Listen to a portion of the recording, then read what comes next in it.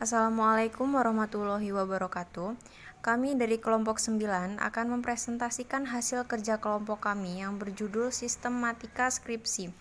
Sebelumnya, saya sebagai moderator akan memperkenalkan anggota kelompok terlebih dahulu. Yang pertama yaitu Alif Kurnia Adi, Elza Karisma Saputri, Febriana Yureza, Luli Afti Karnila, Sakira Putri Aufara Fiki, dan Sufyan Aldi Saputra. Pengertian skripsi.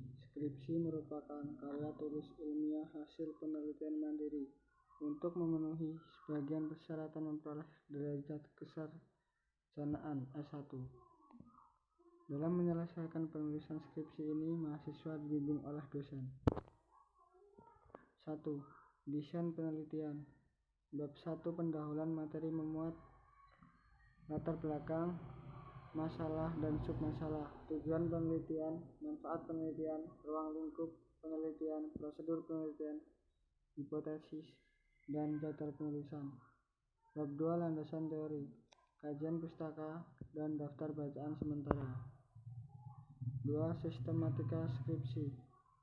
Bagian awal meliputi halaman judul luar, halaman judul dalam, halaman mutu, halaman pernyataan, halaman kata pengantar, ringkasan skripsi, daftar isi, daftar tabel. Bagian inti.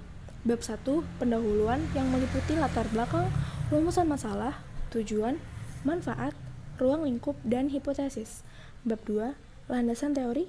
Bab 3 prosedur penelitian yang meliputi metode dan bentuk penelitian, populasi dan sampel, teknik dan alat pengumpulan data, dan teknik analisis data. Bab 4 pengolahan dan analisis data yang meliputi deskripsi data, analisis data, dan hasil penelitian, pengujian hipotesis. Bab 5 penutup yang meliputi kesimpulan dan saran. Bagian akhir yang meliputi daftar pusaka, lampiran-lampiran, dan riwayat hidup. Bab 1 pendahuluan, latar belakang, rumusan masalah, tujuan, manfaat, ruang lingkup, dan hipotesis. Latar belakang. Paparan mengenai alasan mengapa penelitian perlu dilakukan. Hal ini disebabkan oleh adanya kesenjangan antara harapan dan kenyataan. Penelitian lapangan biasanya dilakukan untuk dapat memperoleh data dan informasi yang benar, yang menjadi penyebab munculnya suatu masalah. Masalah. Rumusan masalah merupakan pernyataan atau pertanyaan tentang masalah yang diprioritaskan untuk dipecahkan, dijawab. Apakah ada kaitan antara keterlambatan guru masuk kelas dengan menurunnya minat belajar siswa? Tujuan dan manfaat penelitian. Tujuan penelitian merupakan pernyataan yang menggambarkan apa yang akan dicapai melalui studi lapangan tersebut. Manfaat penelitian merupakan pernyataan yang menggambarkan perolehan manfaat oleh lembaga maupun perorangan jika penelitian itu berjalan sesuai dengan yang diharapkan atau direncanakan. Variabel penelitian. Yang pertama, variabel bebas. Variabel bebas adalah variabel yang secara dominan menyebabkan sesuatu berubah. Yang kedua, variabel terikat. Variabel terikat merupakan variabel yang terkena dampak dari perubahan yang dominan tersebut. Yang ketiga, contoh. Pengaruh ketekunan belajar terhadap prestasi murid. Ketekunan belajar sebagai variabel bebas dan prestasi murid sebagai variabel terikat. Hipotesis.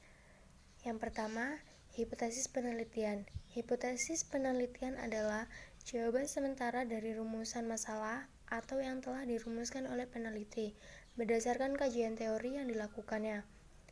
Yang kedua, suatu hipotesis dirumuskan apabila berdasarkan kajian teori, penelitian yakin bahwa dugaan pemecahan masalahnya dapat dirumuskan. Bab 2, landasan teori. Yang pertama, hakikat dari variabel X. Yang kedua, hakikat dari variabel Y. Ketiga, kerangka berpikir. Keempat, hipotesis. Landasan teori. Kajian teori merupakan kajian terhadap variabel-variabel baik variabel bebas maupun variabel terkait dengan penelaahan pendapat para ahli yang berkaitan dengan variabel-variabel tersebut.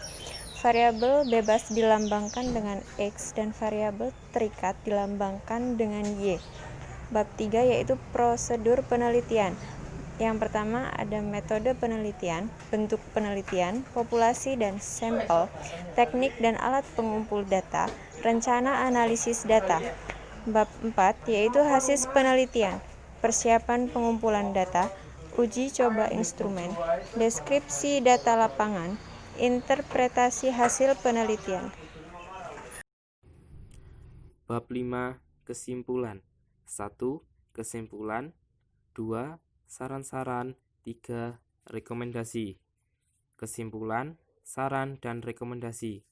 Kesimpulan merupakan pendapat akhir dari hasil temuan yang dapat menjawab masalah yang telah dirumuskan di depan. Jumlah kesimpulan sebanyak masalah dan tujuan penelitian.